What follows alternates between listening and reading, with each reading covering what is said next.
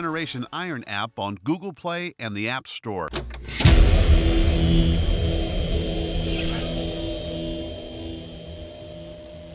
Now, when you were working out and you were going for the title, what did Mr. Olympia title? What did it mean to you back then? Winning it, what did it mean to you to become a champion, to be Mr. Olympia?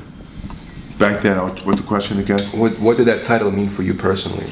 Well, the biggest thing for me, when I wanted Mr. Universe, it was a dream of mine come true. The reason why I wanted to win Mr. Olympia means that you're the best in the world. You're number one. Mm-hmm. That you have different organizations. You have NAB, you have the IBB Universe.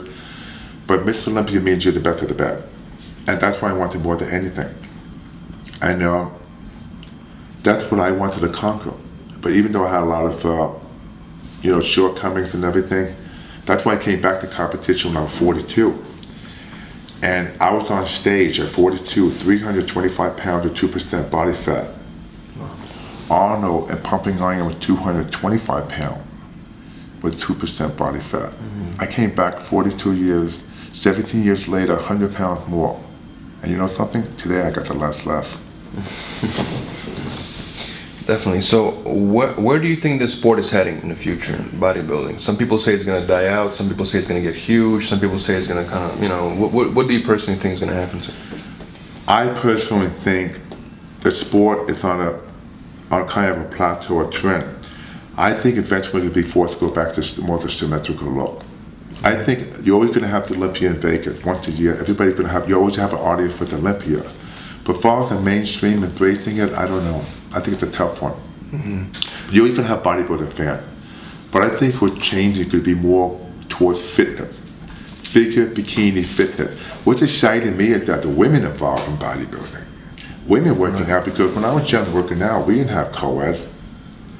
It'd be the weirdest thing in the world if a woman came to the gym.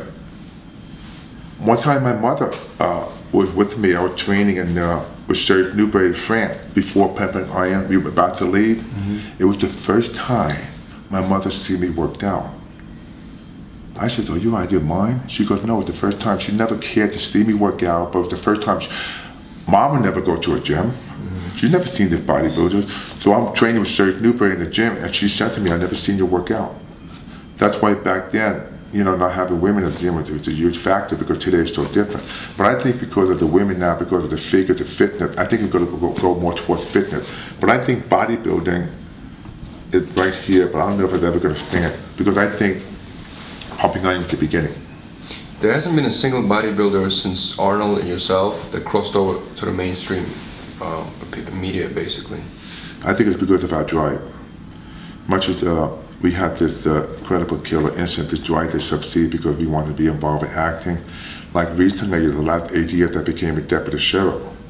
I joined the sheriff department. Mm-hmm. But I've always had ambition to be an actor, because I think it's because of the personality. We like to be in front of people, like to entertain. Mm-hmm. I think today is different, because I think today it's a different personality. But my time, that was my ambition, and we should go for the moon. Mm-hmm. People say Phil Heath might be the first one since you and Arnold to actually, cross over a little bit. I think anything is possible. I think if they work hard enough at it, if he gets lucky enough, it's great, because Phil's a good-looking guy, and I wish all the guys the best, because I said, why not? I'll go for it, because if you work this hard to be a champion, the more the merrier. Mm-hmm. Absolutely. Any last Olympia or anything you want to add about bodybuilding from your personal experience? Well, I think that Mr. Olympia, I think the first prize should be $1 million. I think bodybuilders today are underpaid. Mm-hmm. The second place should be $500,000. I mean, look what they go through. Yeah. The sacrifice they go through, the pain and the diet and everything. I think the prize money should be increased tremendously, because when I competed in 1974, Mr. Olympia, I was running up to Arnold. First prize was $750. Uh-huh. So over the years, Arnold helped to raise that prize money.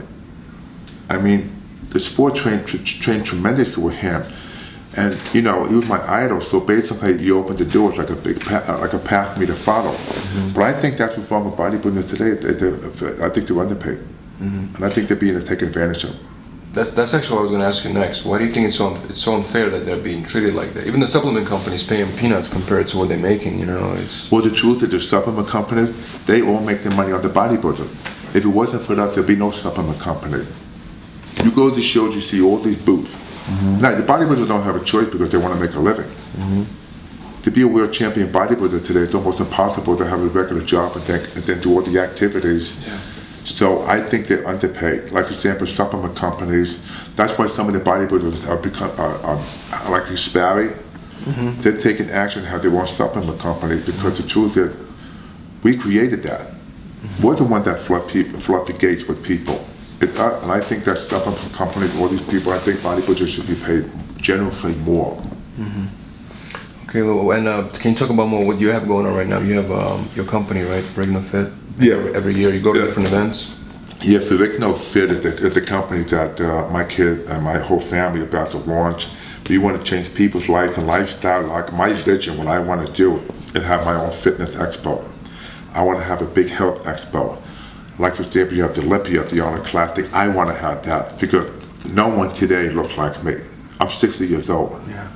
Guys half my age can't keep up with me. It's all about my passion. People always come up and say, man, you look fantastic, this and that. They get excited because they walk away with a smile on their face. Because when I was young, their age, I would have given anything to go to someone like a guru or someone and just have a pat on the back and just motivate. I had to motivate myself. I never had that. That's why today I'm happy people get excited to come, they buy my pictures, they want to talk to me and everything. So it's like giving back. So that's my vision, that's what I want to see, what I want to do. And that's why Ferrigno Fit, I think, is going to be a huge force in the future.